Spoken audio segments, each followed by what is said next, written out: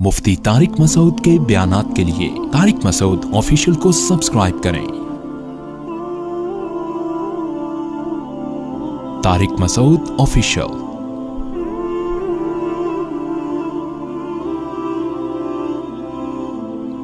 अल्लाह ताला ने आदम अलैहिस्सलातु वस्सलाम को मिट्टी से बनाया, फरिश्तों को हुक्म दिया आदम को सजदा करो, और आदम अलैहिस्सलाम को बताया कि आपकी औलाद में मैं पैगंबरों को भेजता रहूँगा।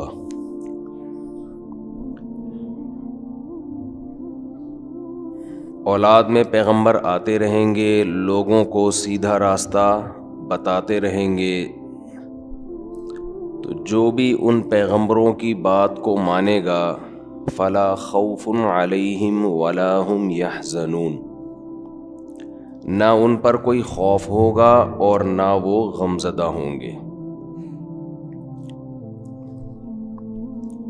आदम अलैहिस्सलाम के बाद लोगों में गुमराही आना शुरू हुई, और गुमराही की बुनियाद ये थी अपनी अक़ल का गैर ज़रूरी इस्तेमाल। अपनी अक़ल का गैर ज़रूरी इस्तेमाल। इंसान के साथ एक बहुत बड़ा फॉल्ट ये है कि वो अपने आप को अक़ल कुल समझना शुरू कर देता है। वो ये समझता है कि जो चीज़ मेरे अक़ल में आ रही है वो 100% दुरुस्त है। आप कह सकते हैं कि क्या फिर हम अक़ल की ना माने, हम बेअक़ली की बातें करें? यानी इसका मतलब ये हुआ कि फिर अक़ल के ख़िलाफ़ चलना शुरू हो जाएं। तो अक़ल के ख़िलाफ़ चलना तो बेअक़ली है ना? क्या ख्याल है? फिर तो आदमी उल्टी उल्टी बातें करेगा। जैसे दीगर मज़ाहिब के लोग मज़हब के मुकाबले में अक़ल को वैल्यू नहीं देते। तो मज़हब ने कह दिया गाय का पेशाब पियो तो गाय का पेशाब पी रहे हैं। मज़हब ने कह दिया कि पत्थरों के सामने झुको तो पत्थर के सामने झुक रहे हैं। तो उनको तो हम यही कहते हैं कुछ अक़ल से काम लो। क्या ख्याल है? लेकिन जब वही बात इस्लाम के बारे में आती है तो हम कहते हैं मज़हब के मुकाबले में अक़ल को इस्तेमाल बोलने पे गवर्नमेंट नहीं करो। मैं कल सोच रहा था किन किन चीज़ों पे गवर्नमेंट ने पाबंदी लगाई है। कल मैं ऐसे में बैठे बैठे सोच रहा था, तो फिर मैं इस पर बात करूंगा किसी वक्त इंशाअल्लाह। अभी मौजू चेंज हो जाएगा ना। तो जब मज़हब बात करता है ऐसी बात जो अक़ल में नहीं आती, तो हम कहते हैं कि यहाँ अक़ल के घोड़े मत दौड़ाओ।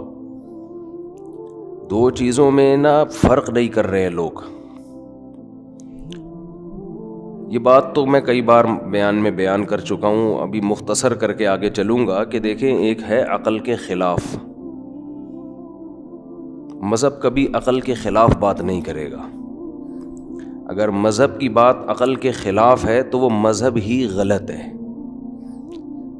क्योंकि कुरान दीगर जितने मज़हब दुनिया में राइज हैं उनके बारे में उनकी गलत तालीमात को बता के कहता है अफ़ला ताक़िलून, तुम अक़ल से काम क्यों नहीं लेते? तो कुरान तो आपको अक़ल इस्तेमाल करने का ऑर्डर कर रहा है ना। बार बार कह रहे अक़ल को इस्तेमाल करो। अम खुलिक़ू मिन गैरि शैइन अम हुमुल खालिक़ून, ये सब अक़ली सवालात हैं। तौरात और इंजील के हवाले नहीं दे रहा कुरान, यहाँ पैगंबरों के हवाले नहीं दे रहा। कुरान कह रहा है अम खुलिक़ू मिन गैरि शैइन, क्या खुद से बन गए हो? अम हुमुल खालिक़ून, या तुमने खुद बना लिया है अपने आप को? اب یہ ایسی عقل کا استعمال ہے کہ ڈاروین بھی 25 سال سوچتا رہے تو وہ اسی جواب پہ پہنچے گا کہ نہ ہم خود سے بنے ہیں، نہ ہم نے اپنے آپ کو خود سے بنایا، کوئی تیسری طاقت ہے بنانے والی۔ تو یہ عقل کا استعمال حکم دے رہا ہے نا قرآن۔ ان فی خلق السماوات والارض واختلاف اللیل والنہار لآیات لأولی الالباب، زمین اور آسمان کے پیدا ہونے میں، پیدا کرنے میں، واختلاف اللیل والنہار، دن اور رات کے عدلنے بدلنے میں، یہ پورا ایک نظام چل رہا ہے، دن رات۔ نسلخ منہ النہار، قرآن کے الفاظ دیکھو، سلخ عربی میں کہتے ہیں جانور کے جسم سے جو چمڑی ادھیڑی جاتی ہے۔ تو کیسے ادھیڑتے ہیں چمڑی؟ ایک دم سے یا کھینچتے ہیں اس کو؟ اترتی چلی جاتی ہے نا۔ یعنی اللہ تعالیٰ کے عجیب بلاغت ہے قرآن کی کہ رات سے ہم اس کو ادھیڑتے ہیں رات کو، یعنی رات گویا ایک چمڑے کی طرح ہے، ایسے آہستہ آہستہ کر کے ہم اس کو ادھیڑنا شروع کرتے ہیں اور دن نمایاں ہونا شروع ہو جاتا ہے اس میں سے، اور دن کو ادھیڑتے ہیں ایسے ایک ایک کر کے نا، اور رات نمایاں ہونا، جیسے جیسے دن ادھڑتا ہے رات نظر آنا شروع۔ اسی عمل کو الٹا کر لیں، جب رات آنے لگتی ہے تو دن کو ادھیڑا جاتا ہے، دن کی کھال کو آپ کھینچیں گے رات نمایاں ہونا شروع۔ ایسا ہی ہے نا، مشرق سے اللہ رات کی کھال کو ادھیڑنا شروع کرتا ہے مشرق کی طرف سے، اور مشرق سے دن نمایاں ہونا شروع ہوتے ہوتے مغرب تک ادھیڑ دیتا ہے اللہ اس کو، اور مغرب تک دن ہی دن۔ ادھیڑنے کا الٹ کیا ہوتا ہے؟ لپیٹنا۔ کیا ہو گیا بھائی؟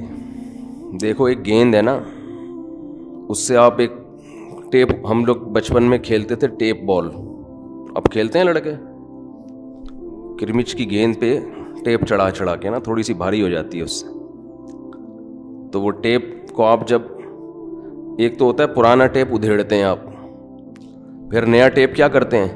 لپیٹتے ہیں۔ ٹیپ چڑھانا سے زیادہ اچھا لفظ کیا ہے؟ لپیٹا کس چیز کو جاتا ہے؟ ایسے جو کوئی چیز گول ہوتی ہے اس کو یوں کر کے لپیٹا جاتا ہے۔ تو ہم یہ کہتے ہیں کہ جو عقل کا استعمال، قرآن بار بار کیا حکم دے رہا ہے؟ عقل کو استعمال کرو۔ ان فی ذلک لآیات لأولی الالباب۔ ہاں، میں یکور اللیل والنہار کا بتا رہا تھا کہ قرآن کہیں تو یہ کہتا ہے نسلخ منہ النہار، ہم دن کو ادھیڑتے ہیں تو رات نکلنا شروع۔ اچھا، ادھیڑا بھی اس چیز کو جاتا ہے جو ذرا لمبی ہو،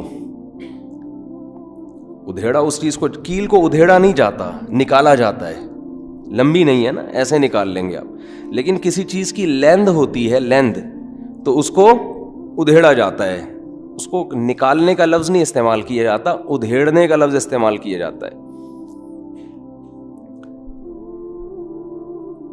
لپیٹنا ادھیڑنے کا بالکل اپوزٹ ہے، لپیٹنا جو ہے نا یہ ادھیڑنے کے اپوزٹ ہے۔ قرآن نے دن اور رات کے لیے ادھیڑنے کا لفظ بھی استعمال کیا اور لپیٹنے کا لفظ بھی استعمال کیا۔ یکور اللیل علی النہار ویکور النہار علی اللیل، رات کو لپیٹتا ہے دن کے اوپر۔ ادھیڑنے کا عمل مشرق سے شروع ہوتا ہے، دن کو ادھیڑ رہا ہے مشرق سے، رات کو ادھیڑنا شروع کیا مشرق سے۔ جب صبح صادق ہوتی ہے تو مشرق سے روشنی نکلنا شروع ہوتی ہے نا، مشرق سے روشنی نکلنا شروع، تو گویا اللہ رات کو کھینچنا شروع کرتے ہیں وہاں سے، مشرق سے، رات کھینچتے کھینچتے کھینچتے کھینچتے، ابھی دیکھو رات ہماری کھینچتے کھینچتے کہاں چلی گئی؟ مغرب سے غائب ہو گئی ہے، ٹھیک ہے نا، مغرب سے ابھی دن کی روشنی ہے۔ اسی عمل کو الٹا کر لیں تو مغرب سے اگر ہم اس عمل کو الٹا کریں گے تو اس کا مطلب یہ ہوا کہ رات تھی, اس پہ اللہ نے دن کو لپیٹنا شروع کر دیا. یعنی دن کو لپیٹا جا رہا ہے, سوری الٹا نہیں, اس طرح نہ کریں, مغرب سے مشرق سے رات کو ادھیڑنا شروع کیا اور دن کو لپیٹنا شروع کیا. خیر عرض یہ ہے کہ بات یہ چل رہی تھی کہ قرآن کھینچنے کا لفظ استعمال کرتا ہے.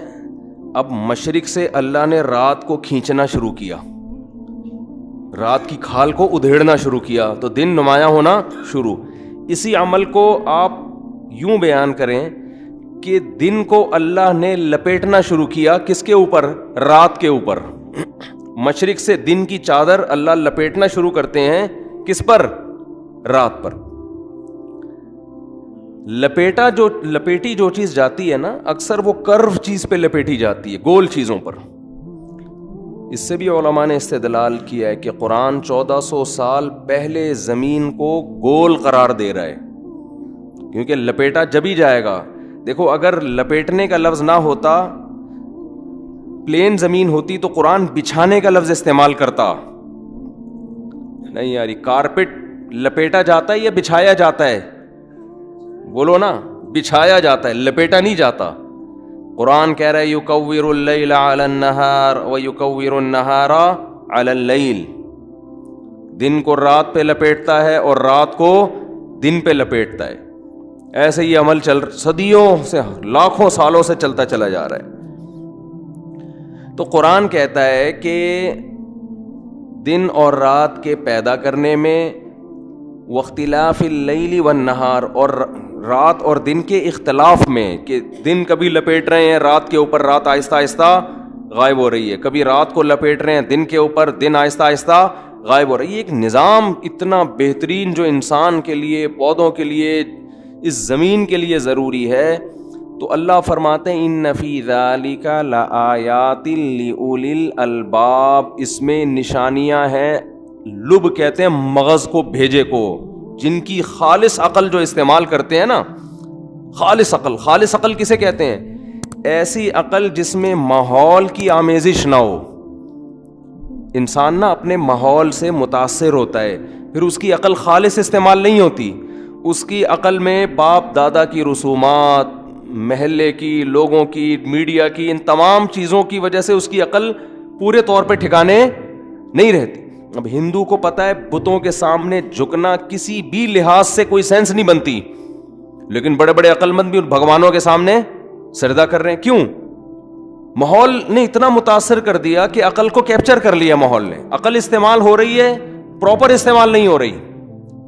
تو خالص عقل کو کیا کہا جاتا ہے؟ لب کہتے ہیں نا. اس کا لب لباب, یہ لفظ سنا ہوگا آپ نے, اس کا لب لباب یہ ہے, یعنی اس کا خلاصہ یہ ہے. تو قرآن جگہ جگہ عقل کو استعمال کرنے کا حکم دے رہا ہے, جگہ جگہ استعمال کرنے کا. میں یہ کر رہا تھا کہ اللہ تعالیٰ قرآن مجید میں بال کھوپڑی استعمال کرنے کا حکم دیتے ہیں, ٹھیک ہے نا. تو مذہب آپ کو کھوپڑی استعمال کرنے سے نہیں روکتا, بلکہ مذہب تو کہتا ہے کھوپڑی استعمال کرو, مگر یہ سائنسدانوں کی کتابیں پڑھ کے نہیں. جو چیزیں آسان ہیں وہ 2 اور 2 4 کی طرح ذرا سی کھوپڑی استعمال کرنے سے سمجھ میں آ جائیں گے کہ گلاس خود بخود ٹوٹ سکتا ہے, ٹوٹا ہوا گلاس خود بخود جڑ نہیں سکتا. تو ایک گلاس نہیں جڑ سکتا, پورے وسیم بھائی کیسے جڑ گئے, ستار بھائی کیسے جڑ گئے, عبدالستار کیسے جڑ گیا, عبد الرحمان کیسے جڑ گیا, وہ کروڑوں انسان جس میں چائنا کا صدر بھی ہے اور روس کا صدر بھی ہے, یہ کیسے جڑ گیا ہے بھائی. ماں روٹی کھا رہی ہے, اس میں ناک, کان, آنکھ, دل, دماغ, جگر, ساری چیزیں 9 مہینے میں بن کے جڑ کے باہر بھی آ گئی, اور جیسے ہی باہر آئی ماں کی چھاتی میں دودھ بھی پیدا ہو گیا. او بھائی گلاس تو شاید خود بخود کروڑوں سال میں جڑ جائے, ایسی ترتیب جڑ نہیں سکتی کھربوں سال میں بھی. تو لعنت بھیجو ان سائنسدانوں کے اوپر جو تمہیں خدا کے وجود کے منکر بنا رہے ہیں. ان کے گیٹ اپ پہ مت جاؤ, ان کے انعامات پہ مت جاؤ کہ دنیا نے ان کو کتنا نوازا ہے. یہ 100% غلط تھیوری ہے, 100% غلط نظریہ ہے. یہ وہ نظریہ ہے جو ہمیں خدا سے محروم کر رہا ہے. یہ خود بھی جہنم کی آگ کا ایندھن بنیں گے, تو تمہیں بھی بنائیں گے جہنم کی آگ کا ایندھن. ہم اتنی بات جانتے ہیں, یہ سارا نظام آٹومیٹیکلی نہیں ہو سکتا. ذالک تقدیر العزیز العلیم. اللہ کہتے ہیں یہ جو دن کو رات سے ادھیڑتا ہوں, رات کو دن سے ادھیڑتا ہوں, دن کو رات پہ لپیٹتا ہوں, رات کو دن پہ لپیٹتا ہوں.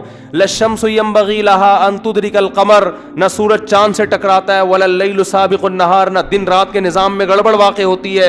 ذالک تقدیر العزیز العلیم. یہ کام آٹومیٹیکلی نہیں ہو رہا, یہ ایک مینجمنٹ ہے. تقدیر کا مطلب مینجمنٹ, یہ ایک اندازہ ہے, یہ ایک ایڈجسٹمنٹ ہے. العلیم, اس ذات کی القدیر, دو صفات اس میں ہونی چاہیے. جس کے اندر دو صفات ہو وہی یہ مینجمنٹ کر سکتا ہے. نمبر ایک, پاورفل ہو, وہ جو کمزور ہے وہ اتنا بڑا سیٹ اپ نہیں چلا سکتا. ذالک تقدیر العزیز, عزیز کا مطلب غالب, جو چاہتا ہے کر گزرتا ہے. العلیم, دیکھو تقدیر کا کیا مطلب ہے, ایسا زبردست قدرت والا کہ جو چاہتا ہے کر گزر چاہے. وہ اتنے بڑے بڑے اجرام بنا دیے اس نے, کتنے لاکھ گنا بڑا سورج بنا دیا, اس سے بڑے بڑے ستارے بنا دیے, زمین بنا دی. اور العلیم, صرف پاورفل ہونا کافی نہیں ہے, اس کا علم بھی کیا ہو, کامل. اتنا زبردست علم کہ منی کے ایک قطرے میں ایسے سافٹ ویئر انسٹال کر دیے اس نے کہ وہ قطرہ ماں کے پیٹ میں جاتے ہی آنکھ, ناک, کان, دل, دماغ, جگر بنانا شروع کر دیتا ہے وہ. اور ادھر بچہ باہر آیا, روٹی سے دودھ بننا شروع, اور وہ دودھ ماں کی چھاتیوں میں آنا شروع. اور بچے کے دماغ کو پتا ہے کہ کہاں سے دودھ ملے گا اور میرے حلق میں کیسے اترے گا. یہ علم کے بغیر ممکن نہیں. ایک چھوٹا سا سافٹ ویئر کوئی انجینئر بنا سکتا ہے, کوئی پلمبر نہیں بنا سکتا, کوئی بڑھئی نہیں بنا سکتا. اس کے لیے یونیورسٹیوں میں کئی سال بال سفید کرنے پڑتے ہیں, پھر کوئی شخص کوئی سافٹ ویئر ایجاد کرتا ہے. اور ہمارا رب نے ایسے سافٹ ویئر منی کے قطرے میں انسٹال کر دیے, انسان بنتے چلے جا رہے ہیں. اور ہر انسان میں پھر اسپم ہے جو مزید انسان پیدا کرنے کے قابل ہیں.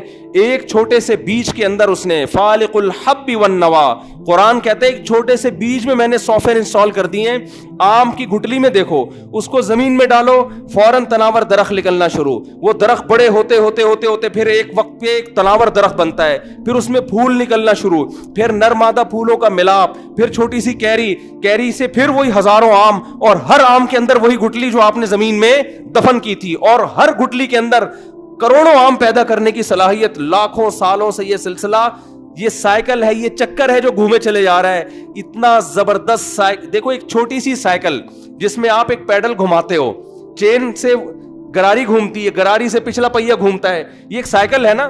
یہ سائیکل اللہ کی قسم کم پیچیدہ ہے. اور آم کی گٹلی میں جو سائیکل ایک سسٹم چل رہا ہے نا, گول سسٹم, یہ کروڑہ گنا زیادہ پیچیدہ ہے. اگر کوئی ڈارون جیسا سائنسدان اٹھ کے کہتا کہ یہ جو سائیکل ہے جسے بچے بیٹھ کے چلاتے ہیں, اس کی گراریاں خود بخود جڑ گئی ہیں, خدا کی قسم کوئی اس پہ یقین نہ کرتا. لیکن آم کی گٹلی کا سائیکل جو اس سے کروڑہ گنا زیادہ پیچیدہ ہے, وہی سائیکل ہے نا, زمین میں دفن ہو رہی ہے, درخت بن رہا ہے, پھر آم, پھر اس کے اندر گٹلی, پھر زمین میں, یہ سلسلہ کروڑوں سال سے چل رہا ہے. یہ سائیکل میرے بھائی خود بخود وجود میں نہیں آ سکتی ہے. تو مذہب آپ کو حکم دیتا ہے کیا استعمال کرو, کھوپڑی, لیکن وہ والی کھوپڑی جس میں ماحول کے اثرات نہ ہوں, آپ کے پروفیسر کے اثرات نہ ہو جو یونیورسٹی میں آپ کو پڑھا رہا ہے, اس کے اثرات نہ ہو. آپ کا باپ کیا کہتا ہے, آپ کی ماں کیا کہتی ہے, آپ کا ماموں کیا کہتا ہے, آپ کے پڑوسی کیا کہتے ہیں. یہ اس کلچر سے پاک عقل جب آپ استعمال کرو گے تو آپ خدا کے وجود کی بھی گواہی دو گے, آپ اسلام کے برحق ہونے کی بھی گواہی دو گے. ہاں, کچھ باتیں آپ کے مینٹل لیول سے اوپر کی ہیں, وہ عقل کے خلاف نہیں ہیں, وہ عقل سے اوپر کی ہیں. مرنے کے بعد دوبارہ زندگی ہے, یہ عقل کے خلاف نہیں ہے, یہ عقل سے اوپر کی چیز ہے. مذہب عقل کے خلاف بات نہیں کرتا. ہاں, بعض باتیں ایسی کرتا ہے جو آپ کے مینٹل لیول سے اوپر کی ہیں. تو اسی لیے تو مذہب کی ضرورت ہوتی ہے کہ ہر جگہ آپ کی عقل پہنچ نہیں پاتی, اس کے لیے آپ کو ضرورت ہوتی ہے کوئی آپ کو گائیڈ کرے. تو عقل کا ایک دائرہ کار ہے, ایک حد ہے جہاں تک عقل استعمال ہوتی ہے. دیکھو انسان کی ہر صلاحیت کی ایک لمٹ ہے یا نہیں ہے؟ کیا خیال ہے بھائی؟ ایک صاحب مجھے کہنے لگے یار یہ 4 شادیاں لوگ کریں گے تو یہ کیا ہوگا. میں نے کہا بھائی کتنے کر لیں گے, ہر ایک کی ایک لمٹ ہے نا. ہر جگہ 4 شادیاں پتہ نہیں کیوں آ رہی ہیں ہر جگہ. لوگ سارا پورا ہفتہ مجھ پر اعتراضات ہی یہی کر رہے ہوتے ہیں نا, جو ملتا ہے یہی بات کر رہا ہوتا ہے. تو پھر مجبوراً میں بھی ماحول سے متاثر ہو گیا ہوں. اب میں نہیں کر رہا, یہ آپ کروا رہے ہیں مجھ سے. اب یہ میں نہیں کر رہا, اب یہ کون کروا رہا ہے؟ میں تو جو کر رہا تھا وہ تو میں نے کر کے فارغ ہو گیا. میں جو میں باتیں کرتا تھا نا, اب یہ لوگ مجھ سے کروا رہے ہیں. ہر تھوڑے دن میں کوئی آ رہا رشتہ بتا دیں, کوئی آ رہا تیسری کرنی ہے, کوئی کہہ رہے چوتھی کرنی ہے, کوئی کہہ رہے 4 سے بیزار ہوں, کوئی کہہ رہے 2 سے بیزار ہوں. تو اب وہ مجھے اب خود آٹومیٹک کرا دیا لوگوں نے. تبھی میں عزم کرتا ہوں یار اس جمعے میں اس پہ بات نہیں کروں گا بالکل, لیکن پھر نکل گئی تھوڑی سی بات. مثال ہے بڑی خاندانی نا اس کی. تو اب دیکھو میرے بھائی, یہ ہر چیز کی ایک لمٹ ہے یا نہیں ہے؟ ہر خواہش کی ایک کھانا ایک حد تک کھا سکتے ہو, اس کے آگے میدا کہے گا بس. سونگ ایک حد تک سونگ سکتے ہو, یہ نہیں کہ آپ امریکہ میں دھماکہ ہوا بارود کی بدبو آپ یہاں محسوس کر رہے ہو, ایسا نہیں ہوتا. دیکھ ایک لمٹ تک سکتا ہے انسان, وہاں تک دیکھے گا, وہاں تک, اس سے آگے نہیں دیکھے گا.